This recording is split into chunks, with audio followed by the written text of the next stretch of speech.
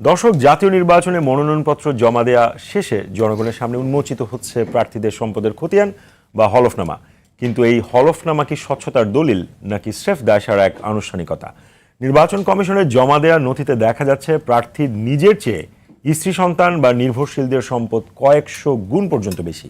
BNP জামাত সহ বড় 5টি রাজনৈতিক দলের 10 শীর্ষ নেতার মধ্যে 7 জনেরই মাসিক আয় লাখ টাকার নিচে। আর্থিকভাবে দেশে প্রভাবশালী হিসেবে পরিচিত হলেও হলফনামায় কারো কারো বার্ষিক আয় কিংবা সম্পদের পরিমাণ অবিশ্বাস্য রকম কম। আবার কিছু কিছু প্রার্থীর বৈধ ও দৃশ্যমান আয়ের উৎস না থাকলেও রয়েছে বিপুল সম্পদ।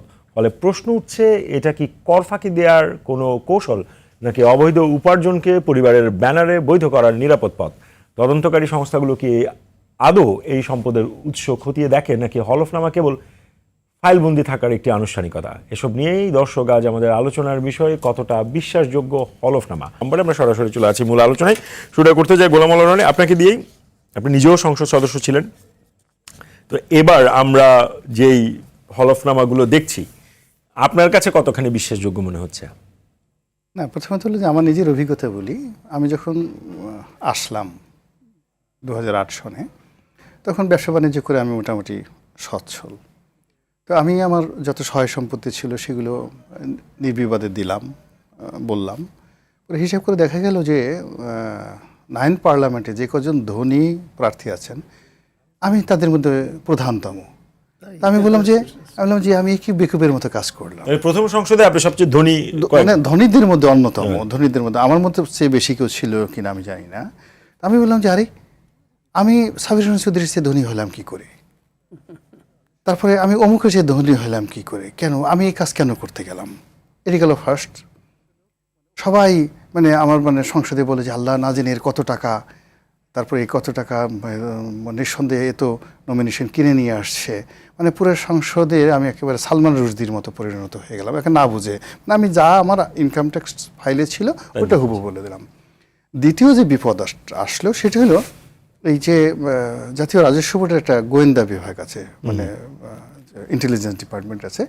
এখন সেই ভদ্রলোক মানে ওখান থেকে একটা চিঠি ইস্যু হলো, আমার এগুলো নতুন করে একটা ইন্সপেকশনে ফেলে দিল। তো ওখানে যে ভদ্রলোক ছিলেন মিস্টার আলাউদ্দিন, তিনি আমার সেই নির্বাচনী এলাকারই লোক, কাস্টমস কমিশনার। এখন তিনি খুব লজ্জা পাচ্ছিলেন যে এমপি সাহেবকে কথা কী করে বলবে যে তদন্ত হচ্ছে।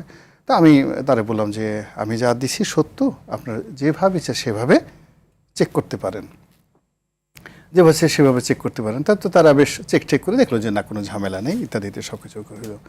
এরপরে কিছুদিন পরে শুরু হলো দুর্নীতি দমন কমিশনের তদন্ত। দুর্নীতি দমন কমিশনের কমন তদন্ত। এখন কিছু পায় না, কোনো কিছু পায় না, কিন্তু 1 বছর 2 বছর 3 বছর চলে গেল। এরপর যখন আমি 2014 সনে নির্বাচন করলাম না, এখন দুদক আমার ব্যাপারে কোনো সিদ্ধান্ত নিতে পারছে না। মানে 4বার 5বার করে ফাইল চেয়ারম্যানের কাছে যায়, কিছু পায় না, আবার ফিরে আসে। মানে এই যে একটা কত বড় যন্ত্রণা, মানে এটা আমি আমার নিজের এখন যারা দিচ্ছে আমার মতো তাদের এরকম দুর্ভোগ দুর্দশা হবে কিনা আমি জানি না, যারা বেশি দিচ্ছে। যেমন দেখা গেল সালাউদ্দিন সাহেব, মানে আমরা ব্যবসা বাণিজ্য করে অনেক দিন যাবো, সালাউদ্দিন সাহেব একটা সরকারি চাকরি করতেন। তারপরে বেগম খালেদা জিয়ার একজন এপিএস ছিলেন, নট মোর দ্যান দ্যাট। এখন তার মাসিক ইনকাম হলো 50 লাখ টাকা, বছরে 6 কোটি টাকা দেখিয়েছে। মানে এটা আমি বুঝতে পারি না যে মানে এই ব্যবসাটা আসলো কোত্থেকে। উনি তো মানে সেই অনেক দিন ধরে ক্ষমতায় নেই, ব্যবসা নাই, বাণিজ্য নেই, এটা কিভাবে এলো? আবার দেখা গেল যে জামাতেরও অনেক প্রার্থী, জামাতের আমিরেরই দেখেছি 30,000 টাকা মাসিক আয়, 29,000 টাকা মাসিক আয়। আবার দেখা গেল যে মানে নুরুল হক নুরুর ইনকাম অনেক বেশি, কোটি টাকার সম্পত্তি। আবার দেখা গেল যে জামাতের আরেকজনের ইনকাম হলো বাৎসরিক 3 কোটি। মানে আবার মির্জা আব্বাসের যা সম্পত্তি তার ছেলের সম্পত্তি আরো অনেক বেশি। আবার অনেকে তাদের আবার কোনো দৃশ্যমান আয়ের কোনো তথ্য পাওয়া যায় না। ব্যবসারই তথ্য নেই, আয়ের তথ্য আসবে কোত্থেকে? মানে সব মিলিয়ে মানে ট্রান্সপারেন্সি বলতে যা বোঝায় এই জিনিসগুলো। এইবার এই হলফনামাগুলো যদি আগামীতে এগুলো নিয়ে তদন্ত করে, যারা কম দিয়েছে তাদের মানে যদি জিজ্ঞাসা করা হয়, আর যারা বেশি দিয়েছে তাদের যদি তদন্ত করা হয়, আমার কাছে মনে হচ্ছে যে এদের জীবন হারাম হয়ে যাবে ভীষণ রকম। আমি আমার নিজের অভিজ্ঞতা দিয়ে বললাম যে এই যে হলফনামার ভিত্তিতে জাতীয় রাজস্ব বোর্ড, এরপরে এখন যেমন বাংলাদেশ ব্যাংকের ফাইন্যান্সিয়াল যেটা বিভাগ আছে, ওটা আমাদের সময় ওইক্ষণ ছিল, এটা নতুন করা হয়েছে, তার সঙ্গে সঙ্গে দুর্নীতি দমন কমিশন। এরা সবাই যদি এটা নিয়ে তদন্ত করে, রিয়েলি তদন্ত করে, তাহলে দেখা গেল যে অনেকেরই সমস্যা হয়ে যাবে। ধন্যবাদ। আমি একটু ডক্টর জাহিদুর রহমান আপনার কাছ থেকেও একই কথা শুনতে চাই যে এই হলফনামা আপনার কাছে একজন পাঠক হিসেবে বিশ্বাসযোগ্য কিনা? আমি না, কারো কাছে আসলে এটা বিশ্বাসযোগ্য না। মানে ফেসবুকে সেই বিখ্যাত কৌতুকটাকে অনুকরণ করে বলা হচ্ছে যে মিথ্যা 3 প্রকার, মিথ্যা, ডাহা মিথ্যার পরিসংখ্যান। এখন বলছে মিথ্যা, ডাহা মিথ্যা নির্বাচনী হলফনামা। আমি অনেকেই লিখতে দেখেছি, এটা বিশ্বাসযোগ্য না। একটু আমরা শুধু এটা দেখেও খুব মানে অবাক হওয়ারও কিছু নেই। মূলত সবাই তাদের ইনকাম ট্যাক্সের যে ফাইলে যা যা আছে, যেভাবে প্রদর্শিত আছে, সেটাই তারা এখানে উল্লেখ করেছেন। এটা বাংলাদেশের আসলে দীর্ঘকালীন সমস্যা। মানে আজকে এনারা জনপ্রতিনিধি হবেন বলে এটাকে তারা পাবলিশ করতে হচ্ছে, আদারওয়াইজ কিন্তু এই তথ্যগুলো সবই ব্যক্তিগত তথ্য। আপনি কোনো পাবলিক অফিস হোল্ড করতে গেলে, আপনি মন্ত্রী হলেন বা এরকম কিছু হলেন, আপনি সংসদ সদস্য হলেন, তখন আপনাকে এটা দেখাতে হচ্ছে। সে কারণে শোরগোলটা।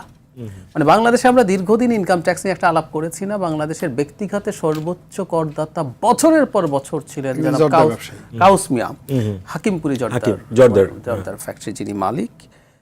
তো বাংলাদেশের মতো একটা দেশে ইনি বছরের পর বছর ট্যাক্স দিতেন। তো এই আলাপগুলো আমাদের তখনই ছিল। মানে ইনকাম ট্যাক্স, মানে দুটো ইস্যু আছে একটু মনে রাখা দরকার, যে ইনকাম ট্যাক্সের কতগুলো রিবেটের কতগুলো পথ আছে, এগুলো আপনি বৈধ পথ আইনের মধ্য দিয়ে আছে। সেটা থাকলো আপনার ধরেন এই 10 জন শীর্ষ রাজনৈতিক নেতার 7 জনেরই মাসিক আয় লাখ টাকার নিচে, এটা তো ঢাকা শহরে ওনার বাস করাই তো মুশকিল। আমি আবারও বলছি, এটা তো আমরা এখন জানতে পারলাম, এটা কিন্তু ইনকাম ট্যাক্সের তথ্য। এই তথ্যগুলো ছিলই এতদিন, এই তথ্য আমাদের ঘরে ঘরে আছে। মানে রনি ভাই না হয় ওনারটা দিয়েছেন, কয়জন উনি ব্যবসা করেন উনি সব দেখিয়েছেন, কয়জন ব্যবসায়ী দেখায় আসলে, এটা রনি ভাই আরো ভালো জানবেন, ওনার ব্যবসায়ী কমিউনিটির সাথে যোগাযোগ আছে। এই যে বললাম জনাব কাউস মিয়া কেন সর্বোচ্চ হন, ওনার চেয়ে বড় ব্যবসায়ী বাংলাদেশে নাই? আছে তো। সো এটা ওখানেই ছিল, এখন এটা এসে এখানে আমাদের সামনে প্রদর্শিত হয়েছে। বিশ্বাসযোগ্য একেবারেই না। এবং আমি বিশেষ করে আপনি জামায়াতের আমিরের যেটা বললেন সেটাও আমি খুব সারপ্রাইজড হয়েছি, যখন তাদের ব্র্যান্ডিং কি, আমি অন্য দল, আমি স্বচ্ছতা, সৎলোকের শাসন, স্বচ্ছতার চাইতেও এটা সৎলোকের শাসন, তাদের ব্র্যান্ডিং হচ্ছে তারা করাপশনে যান না। আমি জানি না তারা এরকম একটা, এটাকে কিভাবে ডিফেন্ড করবেন, কিভাবে, মানে 30,000 টাকায় একটা মোটামুটি সাইজের বাড়ি ভাড়া করা যায় না এখন, এই পরিস্থিতি আছে। ওই কামরাঙ্গীর শহরে একটা 2 রুমের বাসা ভাড়া করতে হলে 30,000 টাকা লাগে। এখন আমি আবার এটার একটা, এটা বিশ্বাসযোগ্য, এটা আমাদের কারো দ্বিমত নেই, কিন্তু এটা একটা পজিটিভ দিকের কথা আমরা বলি। আমার যতদূর মনে পড়ে সম্ভবত 8 সালেই প্রথমবার এই হলফনামার বিধান যুক্ত হয়েছিল 1/11 সরকারের সময়। এর আগে কিন্তু এই বিধানটা ছিল না। এই যে আমরা আজকে হাসাহাসি করছি, এই যে আমরা আজকে বিদ্রুপ করছি, তাচ্ছিল্য করছি, এগুলো কিন্তু ইম্প্যাক্ট আছে। এবং এখন না, আজকে যারা ইলেকশন করলেন, যদি নির্বাচিত হন, পরের হলফনামার সাথে আপনি তুলনা করতে পারবেন। সেটাই আমি আসতে চাচ্ছিলাম যে গত সরকারের সময় যারা এমপি হয়েছিল তারা প্রথমবার, আমি রনি ভাইয়ের কেসটা একটু ডিফারেন্ট কেস দিল, প্রথমবার হলফনামায় মানে প্রার্থী নমিনেশনের সময় যে হলফনামা দিয়েছে, পরের বছর কিন্তু এগুলো পত্রিকাতে রিপোর্ট হয়েছে আপনার 100, 200, 1000 গুণ পর্যন্ত বেশি। তাহলে সেই 100, 200, 1000 যেটা বেড়েছে ওর মধ্যেও চুরি আছে, তারপরও এই গ্যাপটা তৈরি হয়েছে। এবং খেয়াল করবে সবাই মাছ ব্যবসায়ী ছিল, আপনার মনে থাকার কথা, মাছের খামার, রিবেট পাওয়া যেত এবং ট্যাক্স ফ্রি ছিল, সব টাকা ওখানে দেখিয়ে সবাই মাছের ব্যবসায়ী হয়ে গিয়েছিলেন।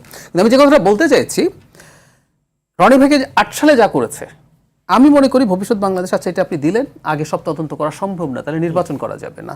আফটার দ্য ইলেকশন প্রাথমিকভাবে খুব ফাস্ট ট্র্যাকে কয়েকটা র্যান্ডম, আর বাকিগুলো তদন্ত চলতে থাকুক। আপনি যদি সত্যিকার অর্থে 2-3টা ধরেন এবং এটা যদি ভেরিফাই করে ব্যবস্থা নেন, তাহলে আসলে ভবিষ্যতে যে শর্ত আছে, যদি বাংলাদেশ গণতান্ত্রিক ব্যবস্থায় যায়। যদি কেন বলছেন আপনি? যদি কেন বলছি, কারণ যদি নির্বাচনী ব্যবস্থা আবার ভেঙে পড়ে, তখন ওই হলফনামায় কার কত টাকা আছে, কি আছে, কিছু আসে যায় না, মানুষের কাছে কেউ করবে না। যদি নির্বাচন হতে থাকে, আমি আশা করি, আমি বিশ্বাস করি বাংলাদেশ, সন্দেহ আছে কোনো? না, সন্দেহ নাই, এই নির্বাচন না, পরবর্তীতেও নির্বাচন হতে থাকবে, তখন আপনি দেখবেন এই প্রবণতা কমে আসবে। কারণ আপনি তো মিডিয়ার মুখ বন্ধ করবেন। আচ্ছা, নির্বাচনের পর নির্বাচন কমিশনে আপনাদের এই চ্যানেলের রিপোর্টারও গিয়ে জিজ্ঞেস করবে যে আপনারা কি হলফনামা তদন্ত করেছেন, কি পেয়েছেন। আপনারা চাইলে কোনো একটা ইনভেস্টিগেটিভ রিপোর্ট করাতে পারেন চাইলে। এই জিনিসগুলো যখন কন্টিনিউ করতে থাকবে, তখন আপনি দেখবেন এই প্রবণতা কমে আসবে। আমরা সেই আশা তো রাখি। রনি ভাই, একটু নির্বাচনের আসলে সময়কাল হিসেবে আসলে 5 সপ্তাহ কম আছে। হলফনামার পর্ব শেষ হলো, এরপর যাচাই বাছাই এগুলো মোটামুটি চলছে, হয়তো মনোনয়নপত্র প্রত্যাহারেরও শেষ ডেট 9 তারিখের মধ্যে চলে আসবে। যে সিমটম আমরা দেখছি, মানে এটা ঐতিহাসিক যে নির্বাচনটি বলা হচ্ছে সেটার সিমটম পাচ্ছেন? অবশ্যই এটা ঐতিহাসিক নির্বাচন হবে, এমন একটা ইতিহাস তৈরি হবে যে ইতিহাস অতীতে কখনো ছিল না, আর ভবিষ্যতে এরকম ইতিহাস হয়তো দ্বিতীয়বার হবে না। যেমন মূল ব্যাপার হলো যে প্রত্যেকবারই যেমন দেখা গেল যে একটা মুরগি ডিম পাড়ে, ডিম পাড়ার আগে তার একটা ভাবসাব সে দেখায় যে সেটা ডিম পাড়বে, এবং ডিম পাড়ার পরে সে 1 ঘন্টা ককর ককর ককর করে। এটা এটার ক্যারেক্টারিস্টিক্স আছে। তা আমাদের দেশে নির্বাচনেরও ওইরকম একটা অবস্থা, নির্বাচনের আগে ঢাক ঢোল পিটিয়ে টেরিবল অবস্থা, নির্বাচন হচ্ছে এটা বোঝা যায় যে কোনো উৎসব, মানে আমাদের দেশে ধরেন ঈদ, কুরবানি, বিয়ে, শাদী, জন্ম, যে উৎসবগুলো এগুলো সাধারণত 1 দিন 2 দিন 3 দিনের বেশি সেলিব্রেট করা যায় না, কিন্তু নির্বাচন এরকম একটা অনুষ্ঠান, বিশেষ করে জাতীয় নির্বাচন, এটা নিয়ে অ্যাটলিস্ট 3 থেকে 4 সপ্তাহ পর্যন্ত সারা বাংলাদেশের টেকনাফ থেকে তেঁতুলিয়া পর্যন্ত সরগরম থাকে গভীর রাতে 2টা 3টা পর্যন্ত। তো এই যে একটা ট্র্যাডিশন, সেই ট্র্যাডিশনটা বাদ দিয়ে এই প্রথম পুরো জাতি ঘুমিয়ে আছে, পুরো জাতি ঘুমিয়ে আছে। এটা নিয়ে তো গ্রামগঞ্জে এরকম আলাপ আলোচনা নেই, প্রার্থীরা যেখানে যেখানে বিরোধিতা আছে একে অপরের বিরুদ্ধে যে বিষোদ্গার করছে, আমরা এটা আবার ফেসবুকে দেখছি, ও গালিগালাজ করছে, ও ওকে ভয় দেখাচ্ছে, ও ওকে এটা কাজ করছে, এই জিনিসগুলো আমরা শুনছি, কিন্তু মাঠে ময়দানে কোনো শব্দ নেই। তো এখন এটা একটা শব্দ ছাড়া যে একটা বড় নির্বাচন হতে পারে, এটা একটা নতুন ইতিহাস না, অসাধারণ একটা নতুন ইতিহাস আগামীতে বাংলাদেশে হয়ে যেতে পারে। 2 নম্বরে হলো যে ধরুন আমাদের মানে যেটা হয়, কোনো কিছু জন্ম যখন নেয় তার জন্মেরও একটা সিমটম আছে। যেমন আপনি প্রেগন্যান্ট হলেন একটা রমণী, তো তার প্রেগন্যান্সির কতগুলো সিমটম আছে। তো বাংলাদেশের 300 সংসদ সদস্য এই মাটি থেকে এটা জন্ম নেবে, তো এটার একটা প্রেগন্যান্সি আছে না, কিন্তু সেটা একটা বেদনা নাই, সেটা একটা সিমটম নাই। হঠাৎ করে একটা শিশু উৎপন্ন হয়ে বলো যে এই আমি বের হয়ে আসছি, এটা অদ্ভুত, মানে এটা মনে হয় যেন একটা দেব শিশু, এরকম একটা দেব শিশু। তো এবার সামনে যে 300 সংসদ সদস্য হয়ে যায়, যদি এরকম কোনো বেদনা না থাকে, এর কোনো শব্দ না থাকে, এরকম কোনো সিমটম না হয়, এবং এই যে 300 জন সংসদ সদস্য এদের এটা কি এরকম যে আনুষ্ঠানিক প্রচারণা তো এখনো শুরু করার সময়কালটা আসেনি, সেটার কারণে কি না, ধরেন এখন যেভাবে চলছে ধরে নিলাম এভাবেই চলার পর আমি যেটা বলতে চাচ্ছি যে যেই সিমটম বিহীন যদি 300 জন সংসদ সদস্য হয়, তাদেরকে আপনি বলতে পারেন যে এরা আল্লাহর পক্ষ থেকে নিয়ামত হিসাবে আসছে, স্বয়ং আল্লাহ এরা হলো একেবারে অলি আল্লাহ। নচেত এটা হলো কি করে, আমরা তো এদেরকে এভাবে দেখিনি। এই লোকগুলো যে নির্বাচিত হবে, এর আগে যারা এমপি হয়েছে, সংসদ সদস্য হয়েছে, তারা 4-5 বছর ধরে এলাকার মুখে মুখে ও হবে, ও 19, ও 20, এরকম এমন আমরা কেউ বলতে পারিনি। এবং যখন নির্বাচনের ফলাফল হলো তখন আমরা খুব আশ্চর্য হয়ে গেছি, আরে সে হলো। কিন্তু এখন আপনি গিয়ে দেখেন যে বাংলাদেশে আগামীতে কে ক্ষমতায় আসবে, কে আসবে না, এটা আমরা মোটামুটি নিজেরা সিলেক্ট করে ফেলছি, 99% সিলেক্ট করে ফেলছি, এবং সেইভাবে কিন্তু রাষ্ট্র প্রোটোকল দিচ্ছে, এই করছে। এবং এই সময়ের মধ্যে আমরা কিন্তু বেশ 3 থেকে 4 বার আমরা জাতিগতভাবে সিদ্ধান্ত পরিবর্তন করেছি। ডক্টর মোহাম্মদ ইউনূসকে নিয়ে আমরা প্রথম খুব যাকে বলা হয় একটা রেজিস্ট অবস্থায় থাকলাম যে এইরকম একজন মানুষ আমরা পেয়েছি, 1000 বছর এরকম মানুষ তো পাওয়া যায় না, এই মহামানবকে আমাদের 50 বছরের জন্য লাগবে। কেউ বলল না 50 বছর স্যার, আপনি 5 বছর থেকে যান। এটা নিয়ে বেশ কিছুদিন চললো। তো চলার পরে মনে হলো যে না, এর চেয়ে বরং জামাতের আমির যদি দেশের মানে আমিরুল মুমিনিন হন, আমিরুল মুসলিমিন হন, খুব ভালো হয়, ওনাকে দেখতে অনেক ভালো।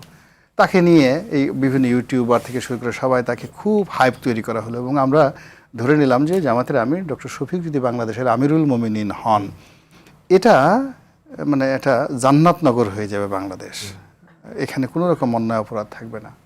কিন্তু কতদিন পর দেখা গেলো এখানে মাজার ভাঙে, ওখানে চুল কাটে, ওখানে এই সমস্ত ঘটনাগুলো ঘটে, ফলে জামাতের বদনাম হয়ে গেল। বদনাম হওয়ার পরে এই যে ইসলামপন্থী যে দলগুলো সব একত্র হয়েছিল, এই দ্বিতীয় যে সমীকরণটা, এটা নষ্ট হয়ে গেল। তারপরে শেষে এখন পাদপীঠে চলে আসছে বিএনপি এবং জনাব তারেক রহমান সাহেব। এখন পুরো বাংলাদেশ, আজকের এই দিনে আমি যখন টকশো করছি, সারা বাংলাদেশে বিএনপির বাইরে অন্য কোনো রাজনৈতিক শক্তি দল নেই। এখন বিএনপির লোকজন বলছে তারা 260 আসন কম করে পাবেন, বড় বড় যারা রাজনীতিবিদ। আমার কাছে মনে হচ্ছে এটা বাড়তে থাকবে আগামী কয়েকদিন, এবং এটা বাড়তে বাড়তে যদি 1973-তে আওয়ামী লীগের তকদির যেভাবে আল্লাহ খুলে দিয়েছিল, ঠিক ওইভাবে যদি বিএনপির তকদির খুলে যায় এবং বিএনপি যদি 300 আসনের মধ্যে 300 আসনও পেয়ে যায়, আমি খুব বেশি আশ্চর্য হব না। এখন এই ভাইবটা আমাদের হলো কি, যে মানুষ হলো এখানে সবসময়ই একটা হাইপের বাইরে মানে একটা স্রোতের অনুকূলে যায়। আমাদের দেশের উজানে গাঙের নাইয়া, মানে গান আছে না, উজানে আসলে কেউ দাঁড় টেনে গুণ টেনে যেতে চায় না। আমাদের দেশে হলো সবাই চায় যে ভাটির টানে, জোয়ারের টানে আমরা নৌকা দেব, বাতাস ও দক্ষিণে বাতাস থাকবে, পাল তুলে থাকবে, আর পিছনে মাঝি সে আস্তে মানে হালটা ধরে বসে থাকবে আর গান গাবে, আর নৌকা চলতে থাকবে। এটা মানুষ খুব পছন্দ করে, কিন্তু কষ্ট করে উজানে যেতে রাজি নয়। তো আমাদের এই যে বেশিরভাগ মানুষ এখন বাংলাদেশে যে হাইপ চলছে, সেখানে সবাই মনে করছে যে তারেক রহমান সাহেব যদি প্রধানমন্ত্রী হন, উনি ইউরোপে থেকে এসছেন, 17 বছর ইউরোপে থেকে আছেন, ইংল্যান্ডের কত রাজা দেখেছেন, বাদশা দেখেছেন, ফলে তার যে চিন্তা চেতনা, এটাকে যদি একটা গণতন্ত্রের মডেল আনা যায়, এখানে যদি ঢাকা বিশ্ববিদ্যালয়কে অক্সফোর্ড বানাতে হয়, জাহাঙ্গীরনগরকে যদি ক্যামব্রিজ বানাতে হয়, তাহলে তো এটা তারেক রহমান সাহেবের দ্বারাই সম্ভব, বিকজ উনি ওই দেশে থেকে আসছেন 17টি বছর। তারপরে উনি ওখানে বসে অনেক ভদ্রতা শিখেছেন, নম্রতা শিখেছেন, ড্রেস কোড, হাঁটা, এবং দেখেন আপনি কিছু দালাল ওনাকে পা ধরে সালাম করতে চেয়েছিল, উনি ওগুলো তাড়িয়ে দিয়েছেন যে আমাকে সালাম করার দরকার নেই। এটা বাংলাদেশে কিন্তু হয় না। আমাদের বাংলাদেশের নেতারা করে কি, কেউ যদি সালাম করতে চায় পা দুটো আরও আগায় দেয় যে আরও একটু সালাম কর, আর একটু সালাম কর। তো এই জায়গাতে তারপরে উনি ওই মঞ্চে উঠলেন, সবাই মঞ্চে বড় চেয়ারটাতে বসে, উনি ওইগুলো বাদ দিয়ে একটা প্লাস্টিকের চেয়ারে বসেন। মানুষ এগুলো খুব খাচ্ছে যে আমরা তো এরকম একজন নেতার জন্য বসে আছি, যে নেতা বড় সিংহাসনে বসবে না, কাঠের চেয়ারে বসবে। অন্য নেতারা দেখেন, আসিফ নজরুল সাহেব ওই একটা অনুষ্ঠানে গেছেন, জানাজার নামাজে গেছেন তিনি কোটটাই পরে, হ্যাঁ কোটটাই পরে, কিন্তু তারেক রহমান সাহেব কোটটাই পরে যায় না, তিনি তার সাধারণভাবে গেছেন। মানুষ এটা পছন্দ করছে। তো এই যে এখন বিএনপিকে কেন্দ্র করে, তারপরে তারেক রহমান সাহেবকে কেন্দ্র করে যে ভাইবটা চলছে, এটা যদি এইভাবে চলতে থাকে, তাহলে মানে ওই যে 73-তে আওয়ামী লীগের যে একটা ফলাফল হয়েছিল, ওইরকম একটা ফলাফল হয়তো তাদের জন্য অপেক্ষা করছে। আমি যাইবে একটু যে হলফনামার প্রসঙ্গ, দিন শেষে তো নির্বাচনের প্রসঙ্গ। আপনি গতকাল একটা ভিডিও আপনি দেখেছেন নিশ্চয়ই, যে শায়েস্তাগঞ্জের একজন বৈষম্য বিরোধী আন্দোলনের সাবেক সমন্বয়ক পরিচয় দিয়ে উনি লাইভেই বলেছেন, এটা আমরা ভিডিওটা দেখেছি, যে থানা পুড়িয়ে দিয়েছে, ওসব পুড়িয়ে দেয়া, জ্বালিয়ে দেওয়া হয়েছে, এবং পুলিশ খুব মনোযোগ দিয়ে এগুলো শুনছিল, হজম করছিল। এবং একই সাথে একটা আজকে আপডেট হচ্ছে যে ওনাকে গ্রেপ্তার করা হয়েছে। গ্রেপ্তার করার পরে সাথে সাথে আবার সেই থানা ঘেরাও করা হয়েছে, এবং শাহবাগেও এখন বিক্ষোভ হচ্ছে, যে সেখানে প্রশ্নটা হচ্ছে আমার ভাই গ্রেপ্তার কেন, ইন্টারিম জবাব দে, এই স্লোগানটা দিয়েছে। তো এখন প্রশ্ন হচ্ছে, এটি একটি থানার চিত্র, এইরকম শত শত থানা বা এই ধরনের অনেক পরিস্থিতি নির্বাচনের সময় তৈরি হতে পারে কিনা? এরকম পরিস্থিতি তৈরি হবে বলে আমি মনে করি না। তবে এই প্রসঙ্গ যেটা বললেন, এটা খুব বিস্তারিত না বলে একটা কথা বলে রাখা ভালো। 5 আগস্ট এবং পরবর্তী সময়ে বাংলাদেশে যে ঘটনাগুলো ঘটেছে, সেগুলো বিচারের প্রশ্নে সরকার একটা ইনডেমনিটি আছে। সেই ইনডেমনিটিটার যৌক্তিকতা বা এটা ভুল কি সঠিক, সেই আলাপ চলতেই পারে। এবং গণ-অভ্যুত্থান পরবর্তী সময় সারা পৃথিবীতে বিভিন্ন জায়গায় এই ধরনের ঘটনা ঘটে, এগুলোর সাফাই গাওয়ার ব্যাপার না, কিন্তু উনি যেইভাবে থানায় এগুলো বলেছেন, এটা মানে আমার কাছে ব্যক্তিগত, উনি নিজেও পরে রিয়েলাইজ করেছেন, করে উনি ওইটাকে একটু সফটার করার চেষ্টা করেছিলেন। তো আমি আসলে নিজেও খুব নিশ্চিত নই যে এই ব্যাপারগুলোতে কি ব্যবস্থা নেওয়া উচিত, কারণ এগুলো খুব টিপিক্যাল ফৌজদারি অপরাধও না, এগুলো টিপিক্যাল না বলছি, এগুলো ফৌজদারি অপরাধ বলতে পারেন কিন্তু টিপিক্যাল না। কিন্তু নির্বাচনের সময় এই ধরনের ঘটনা ঘটবে বলে আমার মনে হয় না। 2-3টা কারণ। কিসে আপনাকে এত আশ্বস্ত করছে যে এই ধরনের যে মবিংটা হবে না, এত বেশি হবে না? আমি সেই জায়গাটায় আসছি কেন, মানে মবিং করার প্রধান সক্ষমতা, আমি যদি সরাসরি বলি, বিএনপির আছে। এই যে আপনি এখন এই ব্যাপারে দেখছেন যারা করছেন, আপনি কি মনে করবেন যে এনসিপির কারো সমস্যা হলে তারা গিয়ে মব করে ফেলবে? হবে না, কারণ মাঠে তখন বিএনপিও থাকবে, মানে পুরো ক্ষেত্রে, আর এই সক্ষমতাটা সবচেয়ে বেশি থাকবে বিএনপির। এখন আমি যেটা, আমার যুক্তি বলে, রনি ভাই যেটা বললেন, যে বিএনপি খুবই বড় একটা বিজয়ের দ্বার প্রান্তে আছে, আমি মনে করি। এভাবে বলা ঠিক না, তারপরও আমি বলে ফেলতে চাই, যেহেতু আমরা পলিটিক্যালি এটাকে অ্যানালাইজ করতে চাইছি। তাদের প্রস্তুতি ছিল, সব কিছু চলছে। বেগম খালেদা জিয়া চলে যাওয়াটারও একটা ইম্প্যাক্ট ইলেকশনে পড়বে বলে আমি মনে করি। 1984 সালে যখন ইন্দিরা গান্ধী অ্যাসাসিনেশনের শিকার হন, তারপরের নির্বাচনে কংগ্রেস তাদের ইতিহাসের সর্বোচ্চ ভালো রেজাল্ট করেছিল। বেগম খালেদা জিয়ারও খুব স্বাভাবিক মৃত্যু দেখা যায় চোখে, কিন্তু এটা ঠিক খুব স্বাভাবিক মৃত্যু ছিল না। তার উপরে যেভাবে টর্চার হয়েছে, তাকে জেলে রাখা, তাকে চিকিৎসা বঞ্চিত করা বা স্লো পয়জনিংয়ের এক ধরনের ঔষধের মাধ্যমেও অভিযোগ আছে। তো ওই ধরনের একটা ইমেজ তারও আছে। তো সব কিছু মিলে বিএনপি খুব বড় একটা জয়ের দ্বার প্রান্তে বলে আমি মনে করি। আগে যেটা যত বড় ছিল সেটা আরও বেড়েছে। এখন এই জিনিসটাকে বিতর্কিত না করার সর্বোচ্চ চেষ্টা বিএনপি করবে। এবং জনাব তারেক রহমান এখন দেশে আছে, যেহেতু উনি দেশে আছেন, ওনার দিক থেকে ওনার দলের প্রতি এই শক্ত ইয়েটাতে থাকা দরকার আছে। আর ওনার নিষেধাজ্ঞা বা ওনার সতর্ক বার্তা দল শুনবে, দলের প্রায় সবাই শুনবে। তার প্রধান কারণ হচ্ছে এটা, ইতিহাসে এই প্রথম একটা ফেয়ার নির্বাচনে। এখন এখানে আওয়ামী লীগ আসে নাই, আওয়ামী লীগকে পার্টিসিপেট করতে দেওয়া হচ্ছে না, তার এই যেহেতু কর্মকাণ্ড নিষিদ্ধ আছে, সেটা সরিয়ে রেখে নির্বাচনটা ফেয়ার হবে। এবং একটা ফেয়ার নির্বাচনে বাংলাদেশের ইতিহাসে ফেয়ার নির্বাচনগুলোতে আপনি চোখ বন্ধ করে বলে দিতে পারতেন না কে জিতবে। অনেকে জামাত সম্পর্কে একটা হাইপ তোলার চেষ্টা করছে, এখন এনসিপির সাথে জোট হয়ে তারা নাকি 151-53 পার্টনার হয়ে যেতে পারে। I don't believe in that. আমার মনেই হয় না এটা। খুব বেশি পেলেও কত সিট পাবে, তেমন কিছু না। তো ফলে যে দলটা ক্ষমতায় আসবে মোটামুটি নিশ্চিত হচ্ছে, তার দলেরই নেতারা যারা ওখানে এই ধরনের ঝামেলা করতে চাইবে হাইকমান্ডের অবাধ্য হয়ে, সে কিন্তু ঝুঁকি বোধ করবে।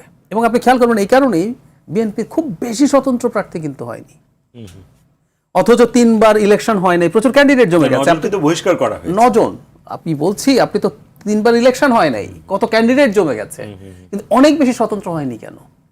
কারণ সম্ভবত এটা তারা মনে করছেন দল তো ক্ষমতায় আসছেই, আমি সামহাও কোনো না কোনো ভাবে ইনভলভ হতে পারবো। আর দল যদি আমার উপরে, তখন সরকার চাপ তৈরির চেষ্টা করে, আমার তো বিপদ হবে। তো সেই কারণে আমি মনে করি আইন শৃঙ্খলার অবস্থা খুব বেশি খারাপ কিছু হবে না। তবে হ্যাঁ, আমি এটাও মানি, ডক্টর নিউজ যেমন বলছেন যে ইতিহাসের শ্রেষ্ঠতম নির্বাচন হবে, সরি, হবে না। বাংলাদেশের এই নির্বাচনটা মোটামুটি সংঘাতপূর্ণ হওয়ার সম্ভাবনা আছে। শ্রেষ্ঠতম তো হবে না, তবে আবার এটাও মনে করি না যে নির্বাচন গ্রহণযোগ্য হবে না। নির্বাচন মোটা দাগে গ্রহণযোগ্য হবে বলে আমি মনে করি। মানে ভাই, আপনারা দুজনে মোটামুটি এক ধরনের ইলেকশনের, যদিও আরো 38-39 দিন আছে, আপনারা দুজনে মোটামুটি একটা এস্টিমেশন বা রায় দিয়েছেন যে একটা, আপনি তো 300 বলেছেন, উনি আরো বেশি বলেছে। এটি একটি জায়গা, এটা আপনারা আপনাদের ব্যক্তিগত মতামতে দিয়েছেন, হয়তো যুক্তির ভিত্তিতেই দিয়েছেন। কিন্তু প্রশ্নটি হচ্ছে, আমরা যে জরিপগুলো দেখছি, জরিপের তথ্য আপনি যদি আমলে না নেন, বা মাঠে ময়দানে যেই মানে অন্য দলগুলোরও বা অন্য জোটেরও যেই একটা প্রদর্শন দেখছি, তাহলে এই প্রদর্শনীটা তো পুরোটাই বাবেল নাকি? অবশ্যই। মানে এখানে হয় কি, যে আমাদের দেশে যে সংবাদপত্রগুলো বা বিদেশি যে বা দেশি জরিপ সংস্থাগুলো যে জরিপ করে, এটার উপর ভিত্তি করে রাজনীতি আমাদের দেশে হয়। জরিপটা বাদই দিলাম, কিন্তু মাঠের যে উপস্থিতি দেখছি, ওই মাঠের উপস্থিতিটাও একই অবস্থা। মাঠের উপস্থিতি হলো কি, সেই ইউনিয়ন নির্বাচন বলেন, জাতীয় সংসদ নির্বাচন বলেন, আমাদের নির্বাচনের মাঠে পান এবং বিড়ি টিল নাও খুব গুরুত্বপূর্ণ একটা বিষয়। চা, হ্যাঁ, চাটা হয়তো সব জায়গায় পাওয়া যায় না, কিন্তু দেখা গেল যে অনেক প্রার্থী দেখা গেল যে পকেটে সেই এলাকাতে, যেমন আপনার উত্তরবঙ্গে সুলতানি বিড়ি, তারপর দক্ষিণবঙ্গে কারিগর বিড়ি, তারপরে কোনো কোনো জায়গাতে আছে আকিজ বিড়ি এই অঞ্চলে। তো এই গরিব মানুষ, আপনি তাদেরকে যদি 1 প্যাকেট বিড়ি দেন, ভীষণ রকম সম্মানিত বোধ করে যে এরকম 1 প্যাকেট বিড়ি না। এবং সে ওই ভোটের আগের রাতে এরকম 2-3 প্যাকেট বিড়ি পাওয়ার পরে সে দেখা গেল তার সিদ্ধান্ত চেঞ্জ করে ফেলে ভোটের মাঠে।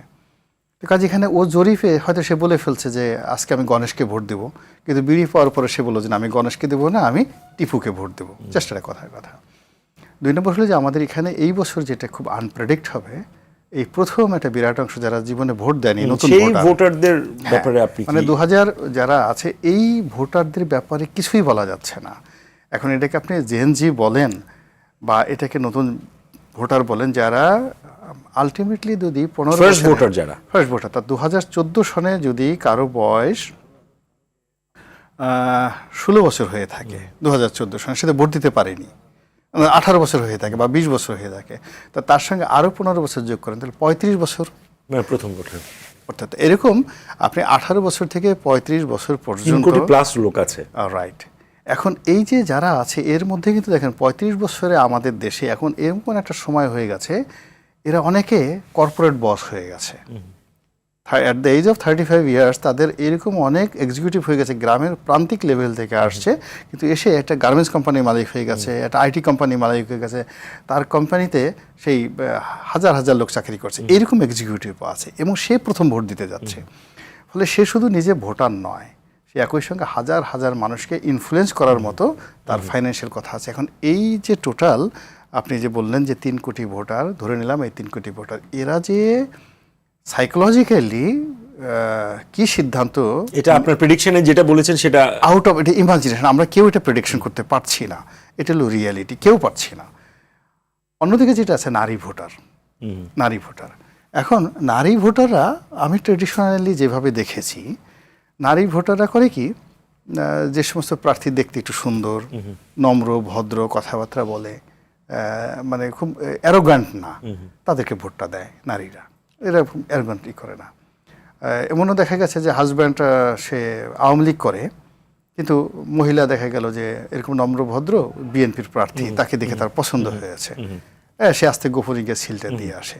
তো এইবার এই নারী ভোটারদের ক্ষেত্রেও মানে এটা একটা অনিশ্চয়তা যে এই ভোটটা আসলে কোন দিকে যাবে, এটা আনপ্রেডিক্টেবল অন্য যে কোনো সময় আসছে। আর এবার বলা হচ্ছে যে মানে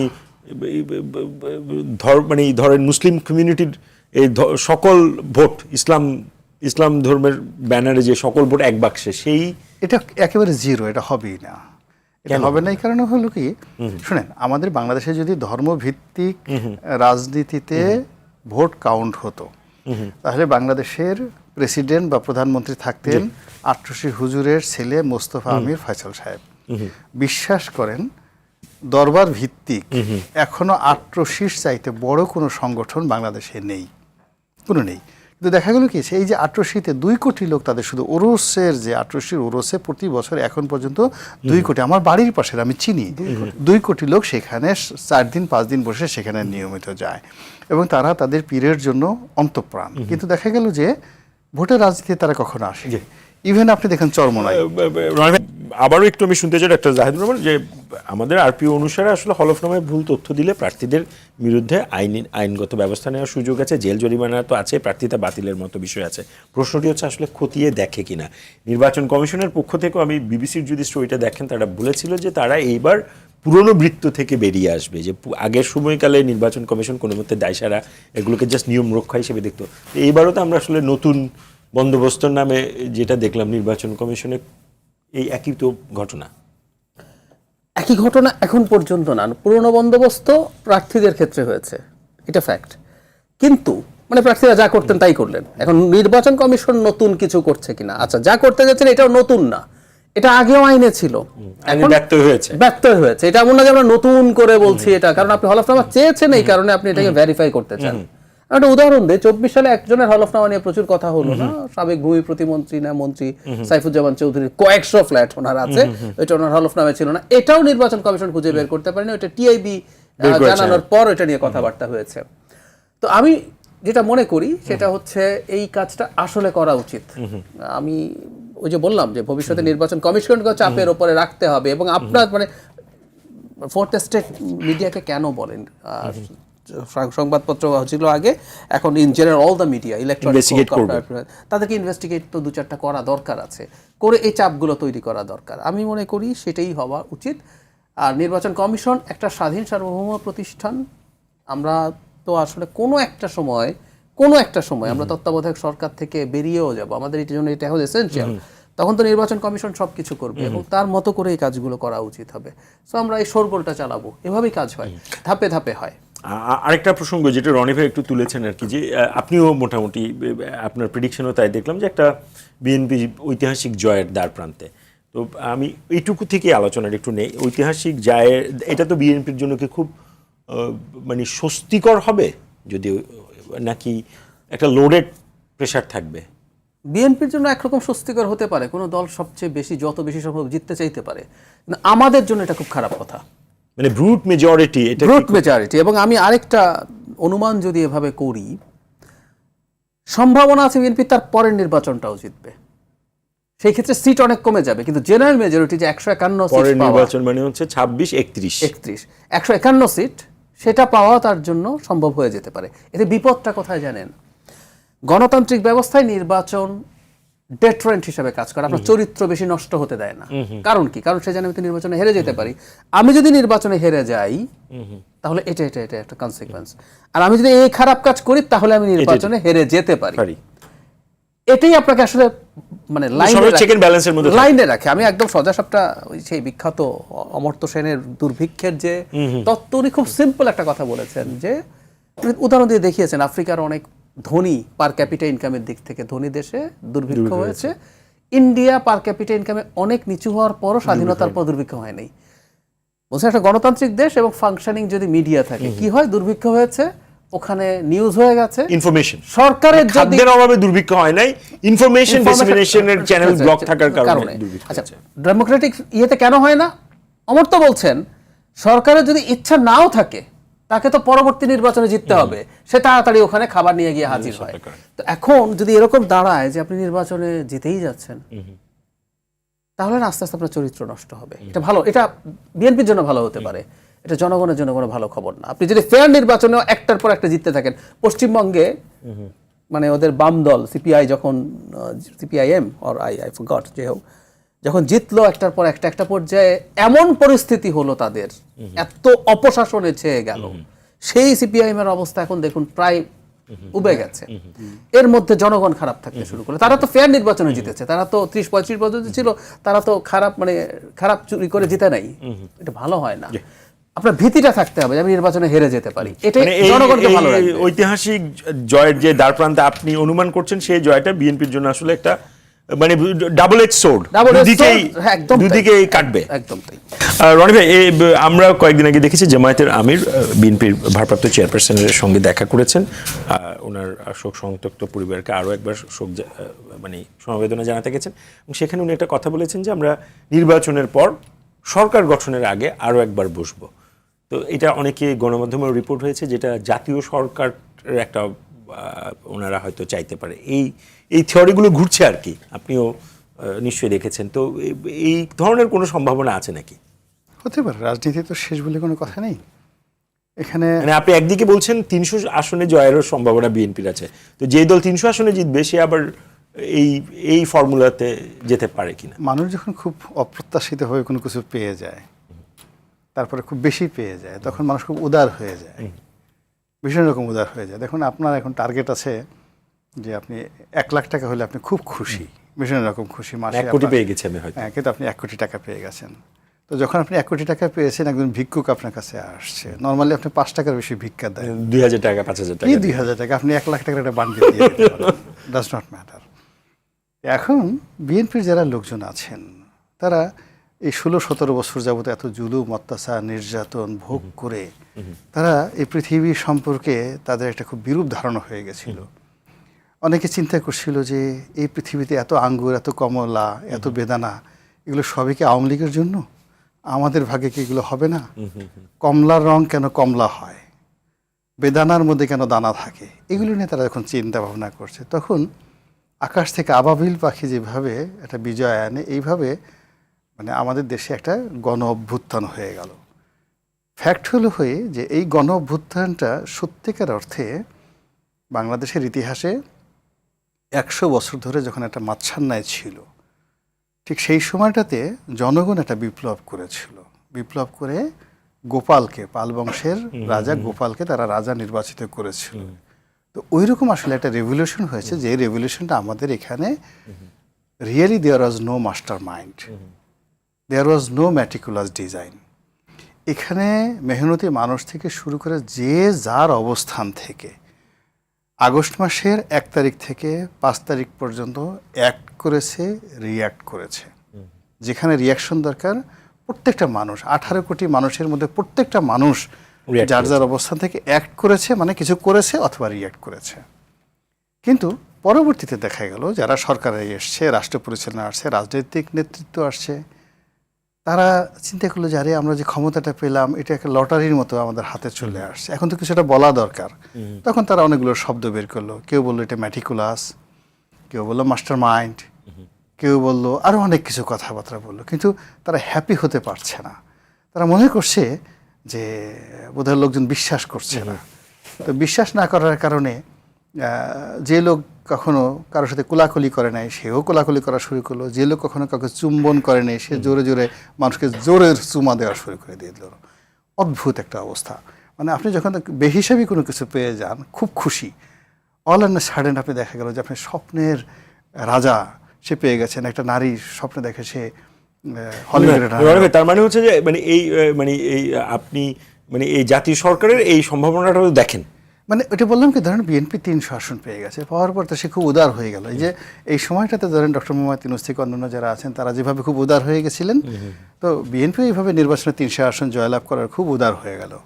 উদার হওয়ার পরে সেখানে ডক্টর শফিক গিয়া বললেন যে ভাই সাহেব, আমি তো আপনার জন্য দোয়া করেছি আল্লাহর কাছে, এই দেখেন আমার তসবিহ, আমি মক্কা শরীফে গেছি, দোয়া করেছি, আমাদের শত শত মানুষ এত কিছু করেছে, এই এতজন কোরআনের হাফেজ আপনার জন্য দোয়া করেছে, আল্লাহর পক্ষ থেকে বরকত আসছে, আসেন আমরা ভাগাভাগি করে করি। এটা কি মানে আপনি তো এগুলো কাল্পনিক জায়গা থেকে বলছেন নাকি এগুলোর বাস্তবের সাথে কোনো কানেকশন আমি তো গত 15 মাসে বাংলাদেশে যা কিছু ঘটছে এরকম অসংখ্য ঘটনা ঘটছে। আপনি বলেন তো, এখানে যারা নমিনেশন পেয়েছে বিএনপির, এখন এমপি হিসেবে এদের মনোনয়ন পাওয়া উচিত। এই যারা উপদেষ্টা হয়েছে কয়জনকে আপনি বলেন তো যে এই ন্যাশনাল পলিটিক্সে এদের কি কন্ট্রিবিউশন আছে যে এরা মন্ত্রী পদমর্যাদায় ফ্ল্যাগ উড়ে এইভাবে চলবে? সব কিছু স্বপ্নের চেয়ে বড় হয়েছে না? আমরা ছোটকালে মানে যা স্বপ্ন দেখতে পারিনি, আজ বাংলাদেশে ধরেন মাহফুজ একজন ফুল মিনিস্টার হলেন, আপনি বাংলাদেশের জাতীয় নেতা সার্জিস আলম, বাংলাদেশের জাতীয় নেতা কিসের তোফায়েল আহমেদ, কিসের আমির, তার চেয়ে মানে অন্যান্য যারা তরুণদের নাহিদ ইসলাম থেকে শুরু করে এই জাতীয় নেতা, এ কি আমরা জীবনে কখনো কল্পনা করেছি? বাট আমাদের ঘটনাতেই ঘটনা ঘটেছে। হ্যাঁ, আমাদের সেই বড় বড় ব্রিগেডিয়ার জেনারেল থেকে শুরু করে বড় বড় যে অবস্থা, মানে এখন ক্যান্টনমেন্ট ভাঙতে পারে বাংলাদেশ, এই কথা আমরা কি কল্পনা করেছি? এই যে দেখেন একটা বাচ্চা ছিল, ওর তো ঠিক মতো মোচ উঠে নাই, যে ছেলেটা একটা ওসি, আমার এখন ওসি দেখলে ভয় লাগে, বিশ্বাস করেন। Now I am running about 60, আমাকে যদি কোনো একজন ওসি সাহেব গাড়ি থামায় বলে যে রনি সাহেব দাঁড়ান, আপনাকে একটা সালাম দেবো, বিশ্বাস করে আমার তল পেটের মধ্যে নাভির গোড়ায় চিনচিন করে ওঠে এখন পর্যন্ত। আমি পুলিশকে এত ভয় পাই। কিন্তু জেনারেশনটা কি চেঞ্জ হয়ে গেছে, সে থানায় বসে পায়ের উপর পা তুলে, ওর মোষও উঠে নাই ঠিক মতো, দাড়ি উঠে নাই, সে বলতেছে আমি পুলিশ পোড়াই মারছি, আমি এই থানা আক্রমণ জ্বালিয়ে ফেলেছি। তা আপনি চিন্তা করেন যে মানুষের মানে কাল্পনিকতাটা এবং কোন জায়গাতে চলে গেছে। তো সেখানে আগামী নির্বাচনের পরে জাতীয় সরকারের সময় যে কি রসায়ন হবে, এখানে কি কেমিস্ট্রি হবে, কি ফিজিক্স হবে, কি ম্যাথমেটিক্স হবে, কি এখানে মানে রক্তের যে হিমোগ্লোবিন কিভাবে এখানে পরিবর্তন হয়ে যাবে, এটা আমরা এখন পর্যন্ত বলতে পারছি না। এটা সময় না আসা পর্যন্ত আমি সবকিছু সম্ভব। নির্বাচন থেকে আরেকটি প্রসঙ্গ একটু শুনতে চাই, সেটা হচ্ছে আন্তর্জাতিক প্রসঙ্গগুলো যদি আপনি দেখেন, এখানে তো আমাদের এই রাজনীতির বিশ্লেষণের সময় আমাদের রিজিওনাল পলিটিক্সটাও আসে। আপনি দেখেছেন অনেকখানি প্রোটোকল ভেঙেই ভারতের পররাষ্ট্রমন্ত্রী এসছেন। আমি কয়েকটা নিউজও দেখলাম যে আমি জানি না অথেন্টিক কিনা, যে উনি প্রধান উপদেষ্টার সঙ্গে কিন্তু কোনো অফিসিয়াল ফটো সেশন উনি করেননি, এবং কোনো একদম সাইডলাইনে উনি 2-1 মিনিটের মিটিং করেন। উনি ভারপ্রাপ্ত চেয়ারম্যান বিএনপির তারেক রহমানের সাথে দেখা করেছেন, 6-7 মিনিট ছিলেন, এরপরে উনি উনার মতো করে চলে গেছেন। তো এবং এটা অনেকেই বলছে যে ভারতের এক ধরনের, আপনারা যে প্রেডিকশন দিচ্ছেন সেখানে ভারত ফ্যাক্টর আছে কিনা? ভারত ফ্যাক্টর খুব একটা আছে বলে আমি মনে করি না, বরং ভারত এখন যেটা চেষ্টা করছে এটার মধ্যে ক্লিয়ার একটা মেসেজ আছে। ডক্টর ইউনূস সরকারের সাথে ভারতের সম্পর্ক একেবারে তলানিতে গেছে। আমাদের দিক থেকে খুব দোষ আছে তা না, ঘটনাচক্রে শেখ হাসিনার পতন মানে তো আসলে ভারতেরও পতন, খুব সোজা সাপটা কথা। ভারতের ফরেন পলিসি সব জায়গায় ডিজাস্টার হওয়ার পরে বাংলাদেশকে দেখাতো যে এই যে দেখো আমরা কিন্তু এখানে মোটামুটি একটা ভেসেল স্টেট বানিয়ে ফেলেছি, একটা করদ রাজ্য বানিয়ে ফেলেছি, আমরা এত সফল। সেটা যখন পড়ে গেল, ভারতের ডিজাস্টার হয়ে গেল। এবং ডক্টর ইউনূস আসলেন, এবং ডক্টর ইউনূস এসে যেটা রাইটলি করলেন, উনি একটা স্বাধীন সার্বভৌম দেশের সরকার প্রধান যেভাবে কথা বলে সেভাবে বলেছেন। উনি অনেক কিছু বলছেন তা না, কিন্তু এটাই ভারত নিতে পারে নাই, কারণ দীর্ঘ 15 বছর তারা শেখ হাসিনার কাছ থেকে যে ধরনের কথাবার্তা পেয়েছেন সেটা আর পাননি। তো ফলে এই সরকারের সাথে আসলে সম্পর্ক আর যেহেতু ভালো হয়নি, আর এই সরকার আয়ু কয়দিন আছে, সো ভারত তার ওই জেস্টারটা দেখালো যে আমি তোমার সাথে আসলে আর খুব বেশি সময় নেই, আমরা এনগেজ করছি না। রাদার যারা নির্বাচনে জিতে আসবে সামনে, যে সরকারটা লম্বা টেনিয়র হবে সেটা করবে। এটাকে কেউ আছেন, এটাকে মানে হয় না যে ধরুন বিএনপি নির্বাচনে জিততে পারে, এখন ক্যাম্পেইনের পার্ট হিসেবে আপনি এটাকে সামনে আনার চেষ্টা করলেন যে ভারতের সাথে নেগোশিয়েট করে। আরে ভারত ব্ল্যাঙ্ক চেক দিয়ে শেখ হাসিনাকে ঠেকাইতে পারছে নাকি? এখন ভারত বিএনপিকে ক্ষমতায় আনতেছে, তাই না? কিন্তু এটা কি মানে হচ্ছে? এগুলো কি সবই হচ্ছে ফ্যান থিওরি? না, থিওরি এবং এটা নিয়ে রাজনীতি আছে। হীনমন্যতা। এটা নিয়ে রাজনীতি আছে। রাজনীতিটা কি? বিএনপিকে যদি আপনি ভারতের সাথে ট্যাগ করে দিতে পারেন, তাহলে তো- বিএনপি বিরোধী যে শিবির আছে তার একটা সুবিধা পাওয়ার সুযোগ থাকে। মানে ভারত এখন বরং এসে চেষ্টা করছে ভবিষ্যতে সরকারের সাথে, হ্যাঁ আমি মানি ভারত আবার কোনোদিন সেই প্রভাব বিস্তারের চেষ্টা করবে, কিন্তু ভারত মোটেও সেই জায়গার আশপাশেও নাই। সে এখন বরং বিএনপির সাথে যে ক্ষমতায় আসার সম্ভাবনা বেশি, ইভেন জামাত আমিরের সাথে যারা যারা যারা উইন্ডো খোলা রেখেছে একদম এটাই উচিত, এটাই উচিত। Engagement. আমরা ভারতের সাথে ভারতকে আগে কি অভিযোগ করেছি, যে তুমি সবার সাথে এনগেজ করো না, তারা শুধু একটা দল বা টু বি স্পেসিফিক একজন ব্যক্তির সাথে এটা করেছে। তার মানে বলছেন যে এইটাও মানে বিএনপি কে ভারতের সাথে ট্যাগ করার একটা রাজনীতি ত্যাগ করার চলছে। একটা রাজনীতি চলছে, যে এটা করে তুমি কি বলছেন, অনেকে বলছেন যে আওয়ামী লীগ, ভারত, বিএনপি সবাই। এবং কেউ কেউ সেনাবাহিনীকে যোগ করে তারা সব একত্র হয়ে নির্বাচন ডিল হয়ে গেছে। নয় ভাই, নির্বাচন নন ডিল অবস্থায় আছে। মানে ডক্টর জাহিদ যেটা বললেন আমি একেবারে সম্পূর্ণ একমত। এখানে মূল ব্যাপার হলো যে ভারত